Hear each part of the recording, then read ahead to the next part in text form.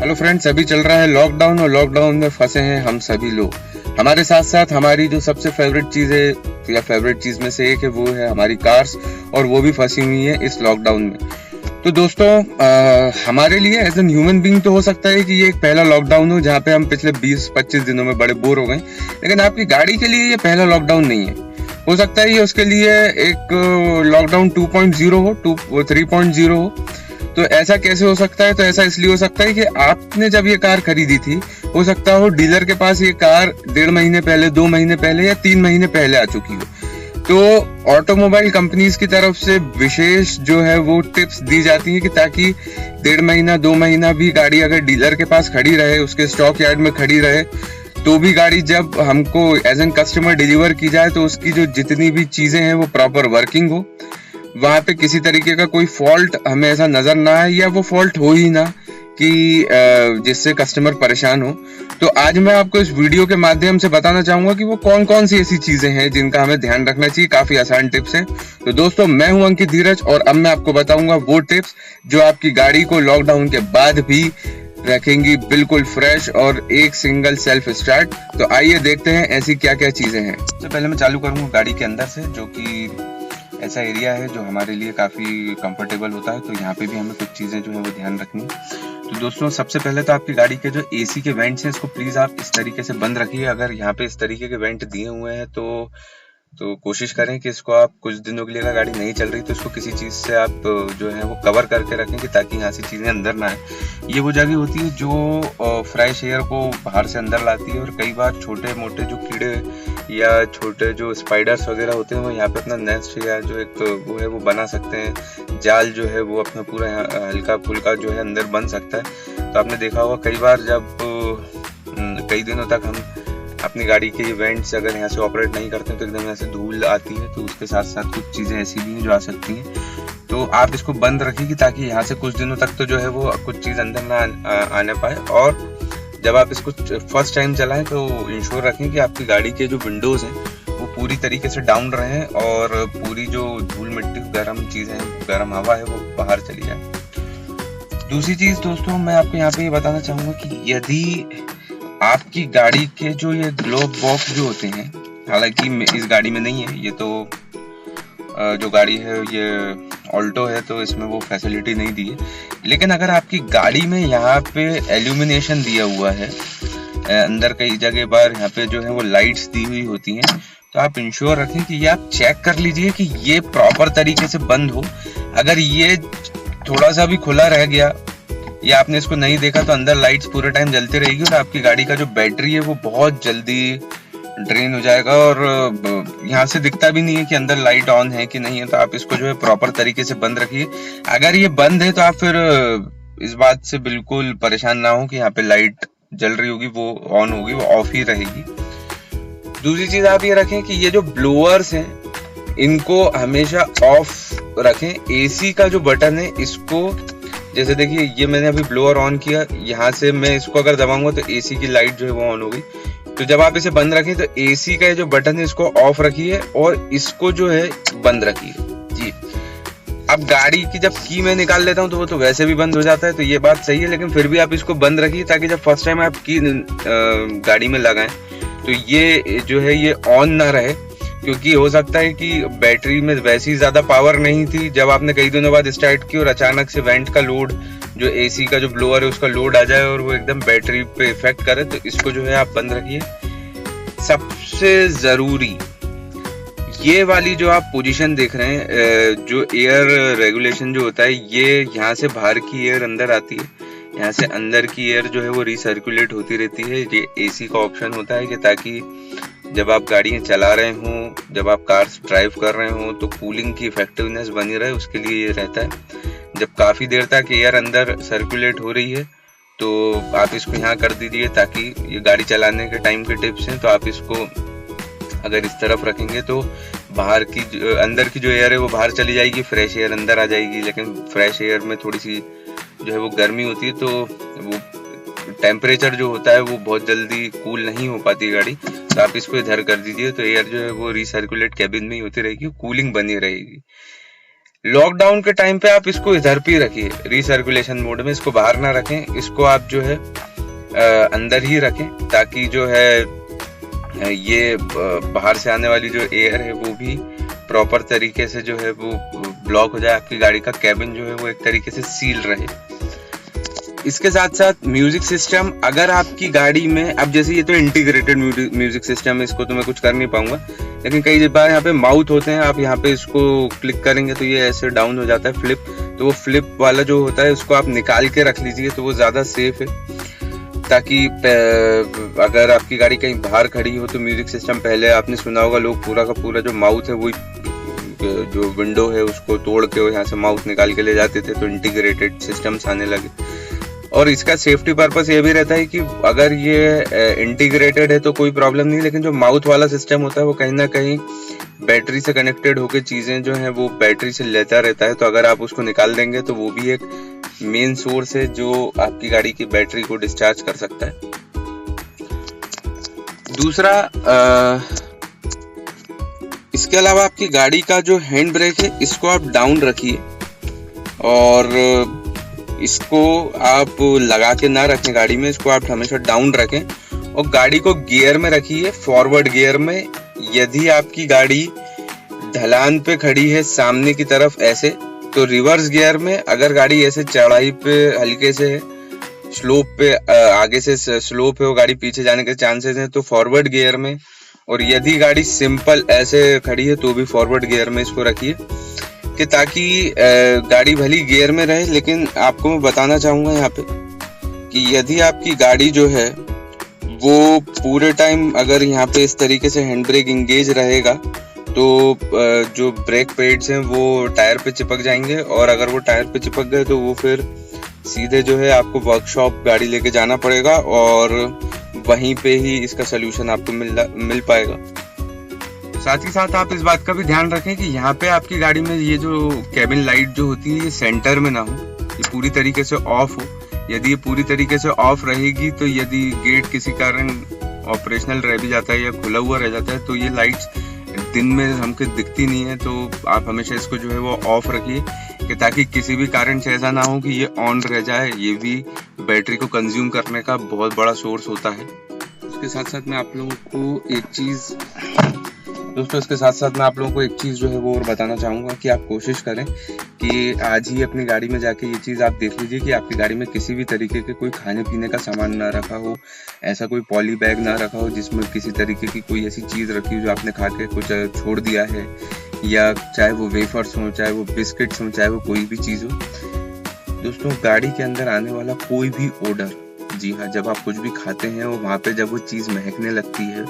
तो ये बाहर जो चूहे होते हैं और जो दूसरे ऐसी चीज़ें होती हैं उनको बहुत ज़्यादा अट्रैक्ट करती है, और अगर चूहे इन खुशबू से आपकी गाड़ी में अंदर आ गए तो आपकी गाड़ी की जो है वो वायरिंग कट कर सकते हैं, और अगर आपकी गाड़ी की वायरिंग कट हो गई तो यहाँ पे गाड़ी के शॉर्ट सर्किट के चांसेस भी बढ़ जाते हैं, और साथ ही साथ आपको अननेसेसरी के एक्सपेंस भी जो है वो फालतू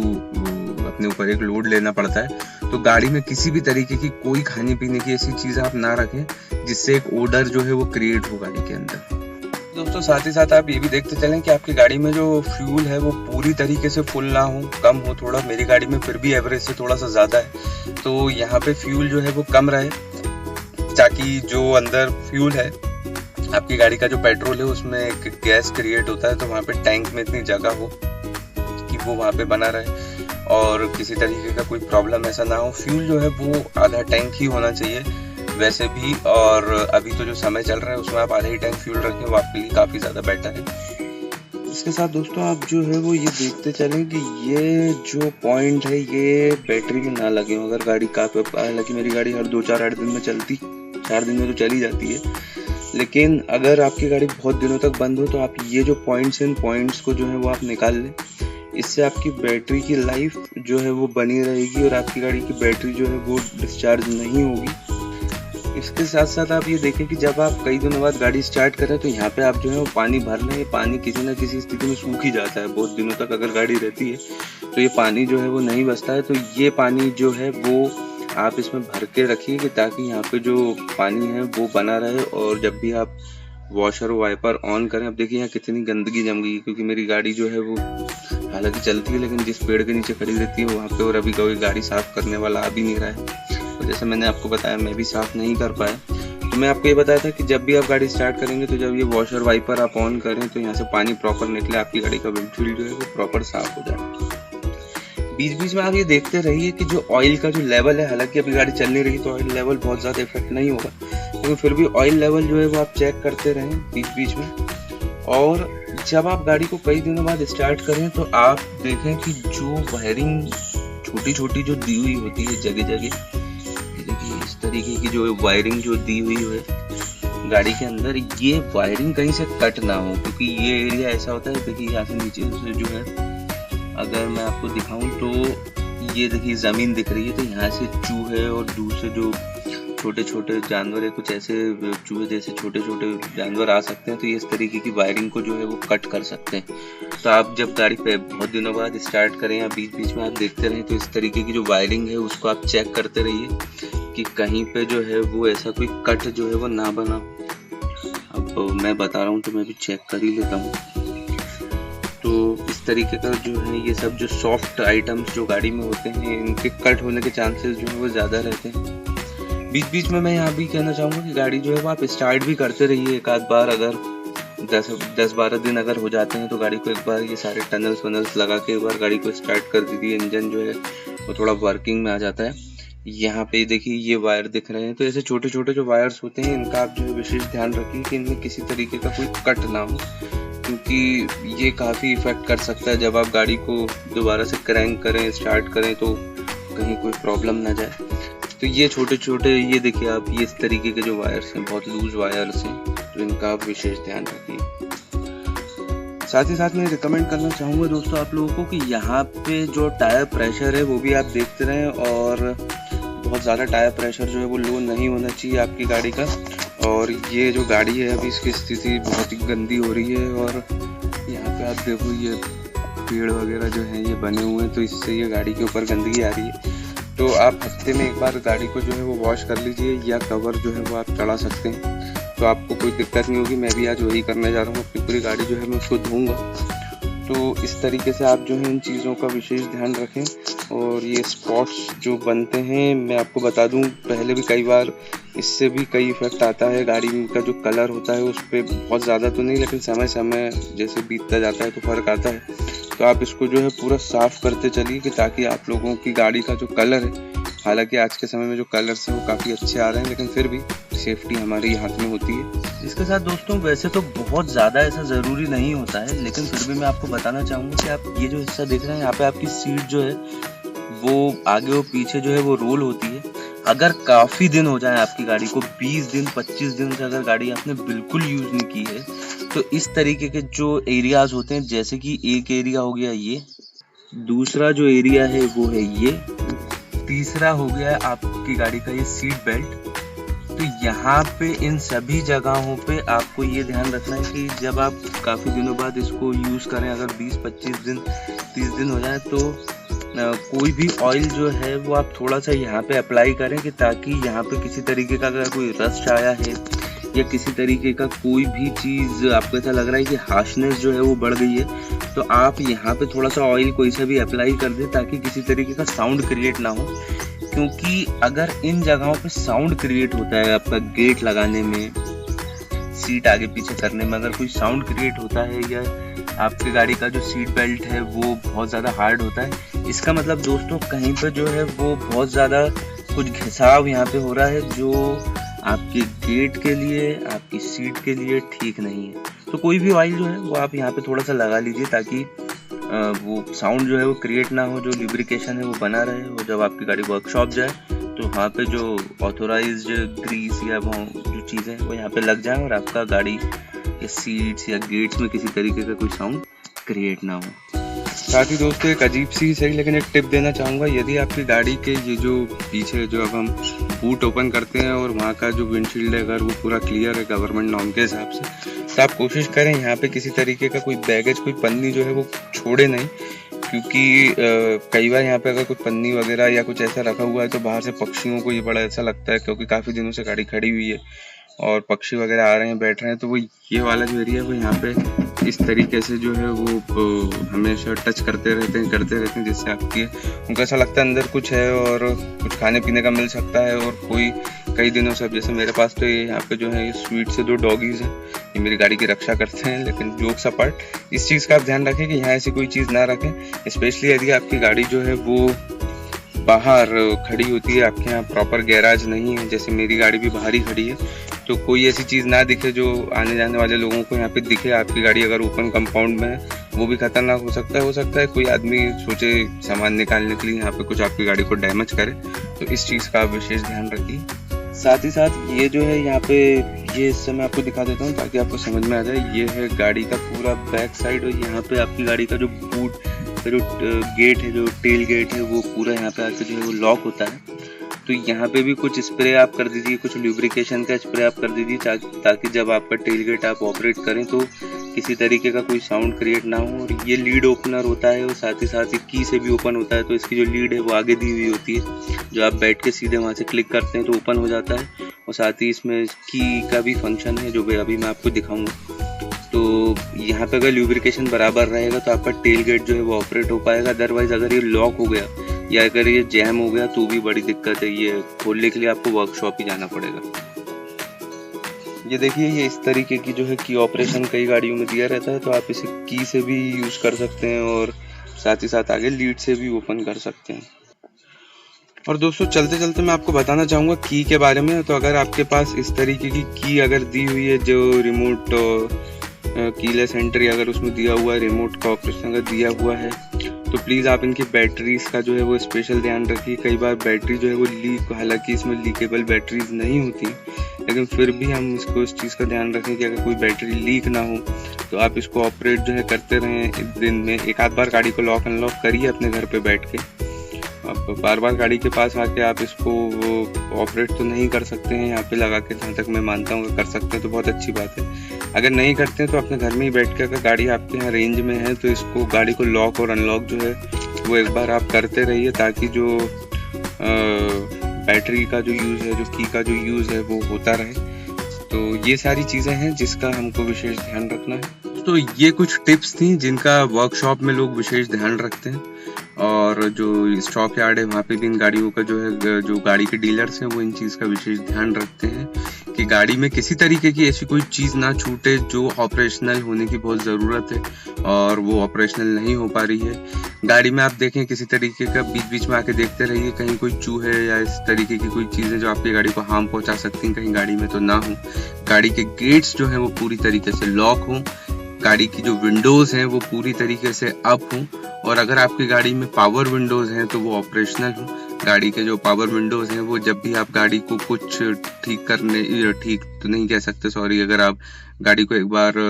चेक करने आ रहे हैं, भैया एक बार स्टार्ट करने आ रहे हैं या कुछ, तो गाड़ी के विंडोज़ भी जो है वो अप डाउन करके एक बार देख लीजिए कि ताकि वो भी काम करते रहें। और पावर विंडोज़ का मैंने आपको बता ही दिया कि ये पूरी तरीके से ऑपरेशनल होने चाहिए। साथ ही साथ आप ये देखते रहें कि भैया आपकी गाड़ी में अगर पावर स्टीयरिंग है तो गाड़ी को स्टार्ट करिए, एक बार पावर स्टीयरिंग जो है वो घुमा के देखिए। वो सारी चीज़ें जो मूवेबल गाड़ी में है और हमें उन्हें देखने की ज़रूरत है, उन सब चीज़ों को आप देखिए और कोशिश करिए अगर आपके आसपास का कुछ एरिया थोड़ा सा खाली हो तो गाड़ी को वहाँ रिवर्स फॉरवर्ड करके भी देख लीजिए। तो थोड़ा थोड़ा आप गाड़ी को करते रहेंगे।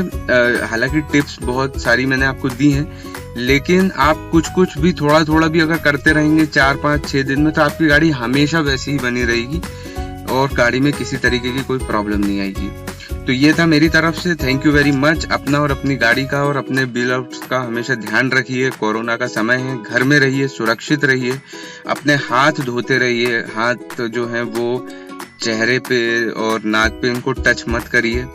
कोशिश करिए कि आप एक सेफ्टी रूल्स जो है उन्हें फॉलो करें, बाहर ना जाएं, अननेसेसरी लोगों से ना मिलें।